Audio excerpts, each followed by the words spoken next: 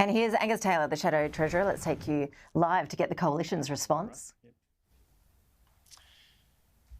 We'll welcome relief today for long-suffering Australian borrowers, small businesses, bigger businesses, families, of course, who have been suffering under heightened interest rates and core inflation, which has been well above target for a sustained period of time. It has been a long time coming. It has been a long time coming.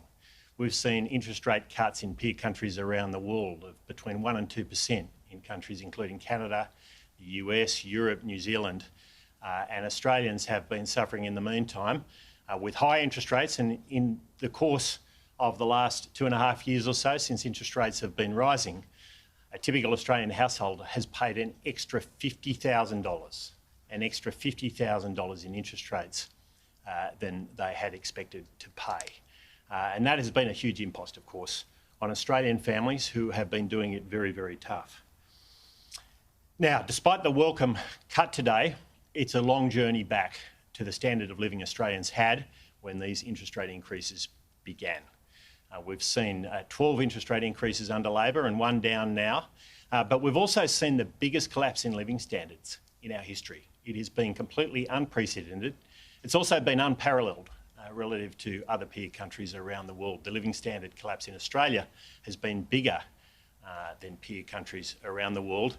And indeed, in the forecast today from the Reserve Bank, there is a downgrade in living standard forecasts. Despite the interest rate cut, the Reserve Bank is expecting that living standards will be worse than in their previous forecasts, and this is more pain for Australian families. The journey is far from over here. The journey is far from over. Let me make a critical point about how we've got to where we are. Australian families have done the hard work here, and they deserve this interest rate increase because they're the ones that have done the work.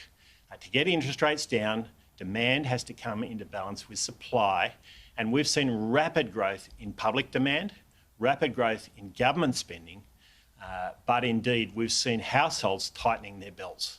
Households have had to tighten their belts because governments haven't tightened their belts. And the fact of the matter is households have had to do the work, and we see this every day. We see it in the living standard outcomes that I described a little earlier. Now, Labor's own forecasts don't get us back to the living standards that they inherited back when they won the election in 2022.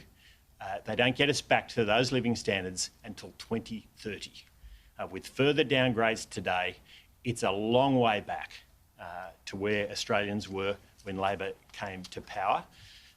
And we know that the critical issue now for government is to accelerate that pathway back, accelerate the pathway to restoration of Australian standard of living that they had when the interest rate increases began.